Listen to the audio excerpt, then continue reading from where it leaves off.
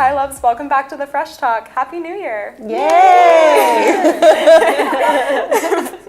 My name is Aisha, and I will be your host for this month's episodes. In this month, we'll be focusing on how to be healthy in 2019. So we are here filming at the beautiful Golden Mean Wellness Shop in downtown Kitchener, and we have a special guest for this episode and next, Dr. Kristin Spark. Thanks for having me. So a little bit about myself. I'm a naturopathic doctor, and I'm also a certified sports nutritionist. I practice in 3 clinics, one of which is the Golden Mean in Kitchener-Waterloo. I have a general family practice, and that means that I treat everybody from children to the elderly with all sorts of medical conditions and health syndromes. But I love digestive health and I love hormonal health, so that's where my focuses are.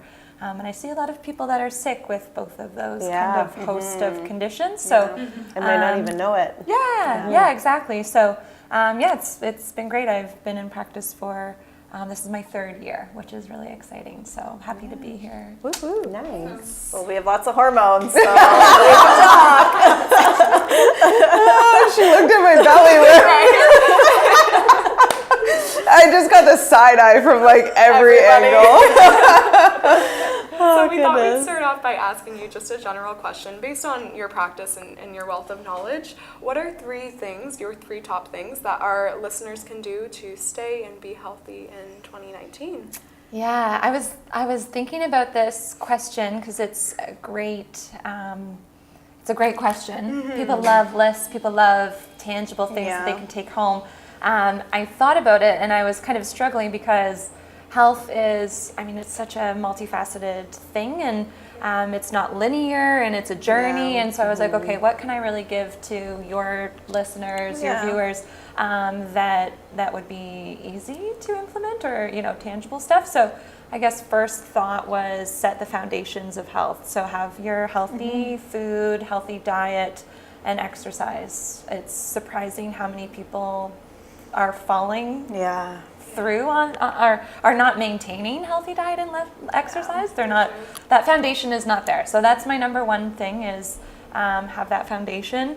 I also think sort of my next I always think about this as a pyramid too. I always think that health is sort of like a pyramid, and the foundation, the base of that pyramid is diet and lifestyle. So exercise and food. And then on top of that base of the pyramid is things like self-care and sleep. And then, a lot of us are failing to get that as well. So self-care and sleep, good sleep hygiene, maintaining a regular bedtime, that kind of thing. It's a challenging one.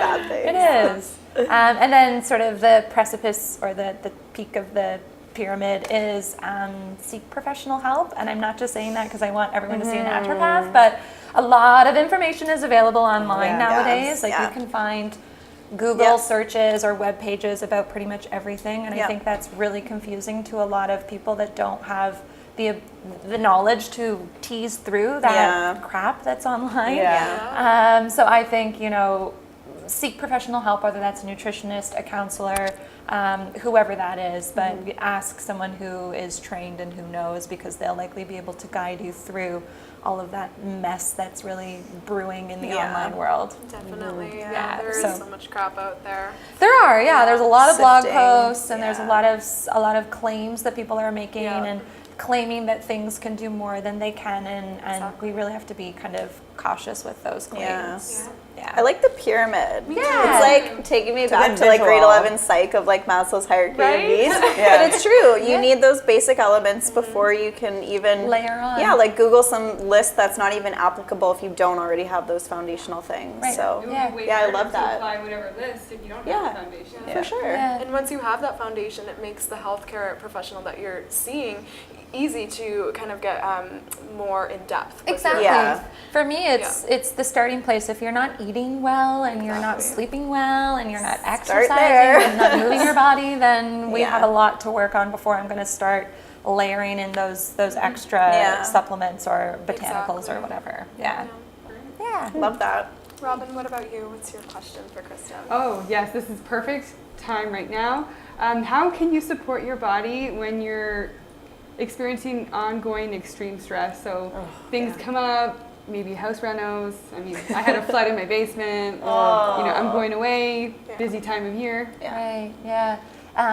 Same thing. So that foundation, that pyramid, and except for this time, assuming that everything is in place there, because as your body is going through stressful periods of time, it's experiencing a lot of biochemical changes. So eating proper food, having good organic fruits and vegetables that are grown in season locally to where you live, that kind of thing is huge for me for managing stress, because people are going to eat every day. They might as well make their food functional, right? So that's part one. Part two is I do a lot of conversation, a lot of counseling with boundary setting and self-care.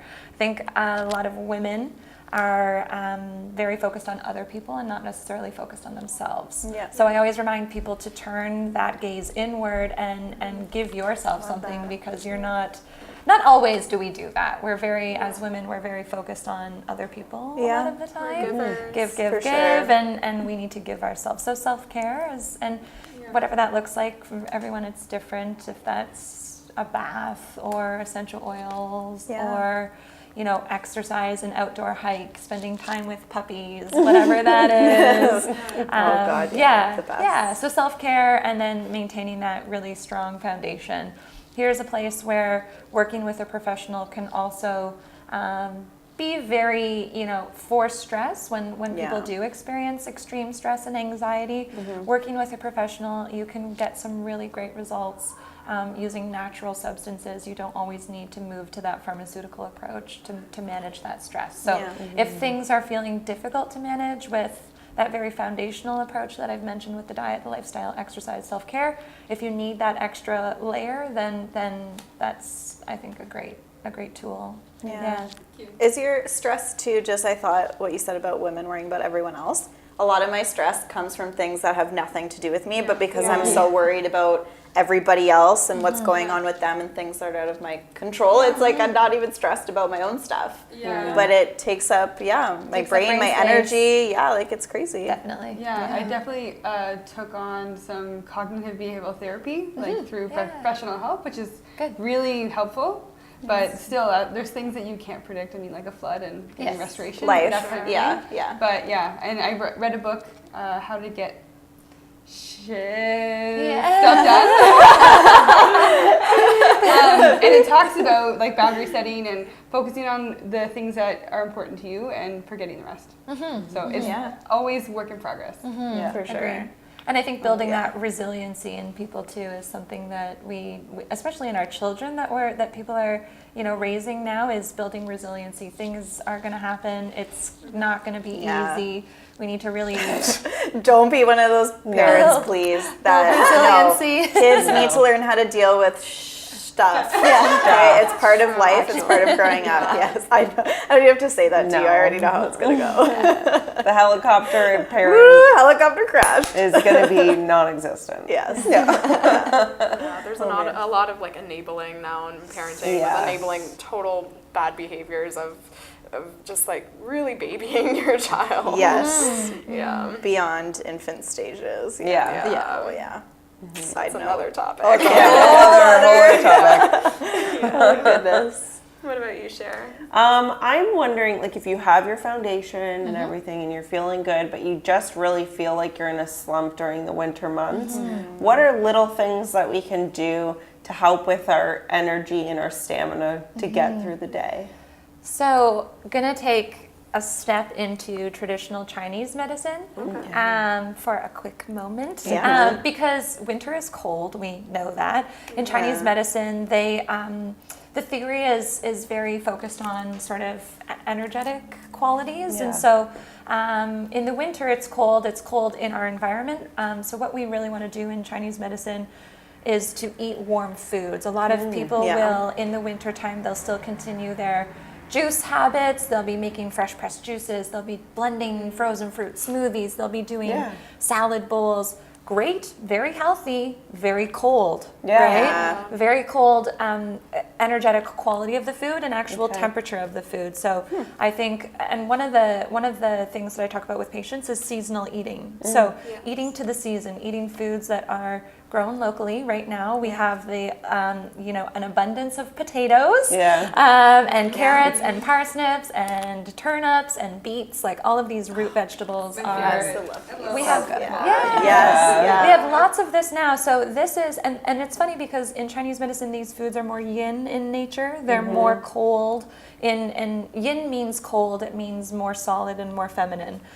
Yang is more masculine, more warmth, more movement. So anyway, these root vegetables are more yin. But when we cook them, they obviously take on a warm quality. So we want to eat seasonally, and that's one of the main tools. I see a lot of people that are doing way too many, cold foods, those salads, those fresh pressed juices, and they're getting sick. Yeah. And so what I'll say is have a smoothie, that's great, but add some ginger, add some cinnamon. Yeah, warm it up. Add some turmeric to that because those have warming qualities to them. So I've never thought of that. Yeah, so simple. Yeah. That's a big thing in Ayurvedic.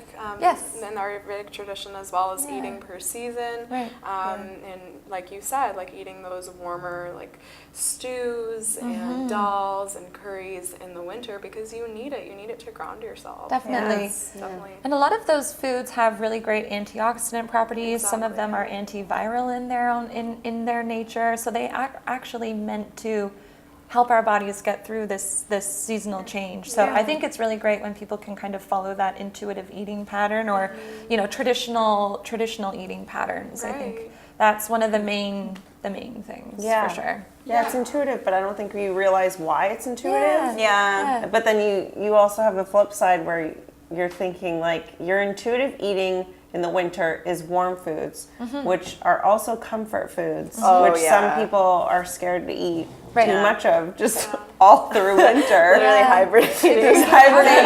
Eating that your mac and potatoes. So I think that's where people would struggle as well, is like intuitive eating but still remaining healthy. Yeah. And balanced. And of course, there will be heaviness to some of these meals, but I think, in moderation, that's nothing to be concerned about. Yeah. Yeah, I have some friends who are from China. They came here for school or maybe in their teens. So I learned a lot of that, even just drinking hot water instead of like a cold glass of water. Yeah.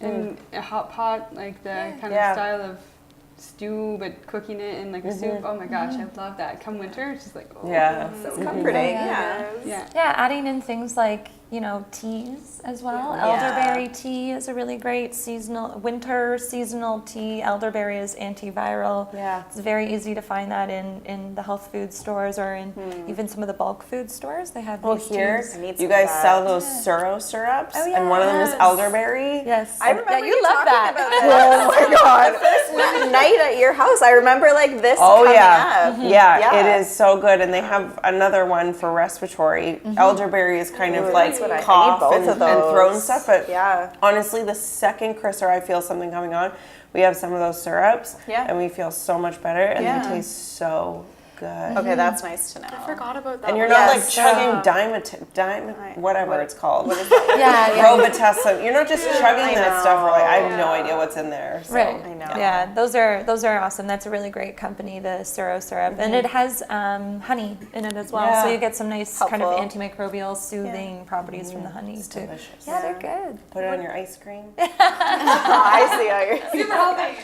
Cough syrup on your ice cream. I'm sick. Get the ice cream. Although in the cold, not the Exactly. Claire, what have we learned? I'm really interested I love to it. know, what do you think is the turning point, especially now that we are in the middle of cold season? What is the turning point of relying on those natural sources as remedies and then knowing when you should see your family doctor and rely on some pharmaceutical drugs? Yeah, so love the option to see a family doctor. I think that's a really great option.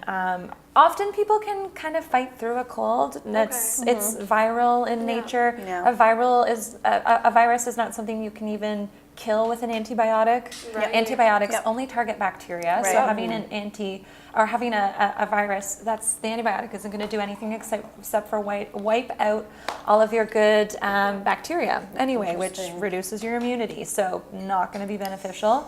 But yeah, it's kind of monitoring, how long, how severe, are you developing a fever? Are you developing night sweats? Have you lost weight? Is there some pain associated with, with the cough? These kinds of questions. I think if you are in doubt, if it's lasted longer than a week, then probably time to go see a family doctor. Right. But monitoring body temperature is a great tool. Yeah. Everyone Great needs to take indicator, their temperature yeah. more frequently, because you can monitor that temperature, and if it's creeping up, then yeah, it's time to go in. It's more likely to be a bacterial infection. Right. So then you need an antibiotic. Exactly. Yeah. Yeah. I'm glad you brought that up because that is a huge misconception of what an antibiotic can truly treat. Yeah. And I mean, there are antiviral medications, but they are reserved for severe viral infections. Yes, So we don't just give those out for the common cold Yeah. or the flu even. So Yeah.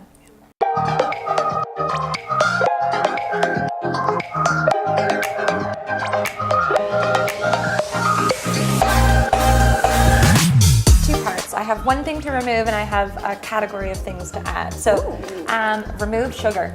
Remove sugar. I just had this Cut it out. feeling. I thought it was going to be the S word for sure. Like processed or like honey as well? No, processed. Processed. Okay, I was like, Okay, that like lessens the blow. Like, No, yeah.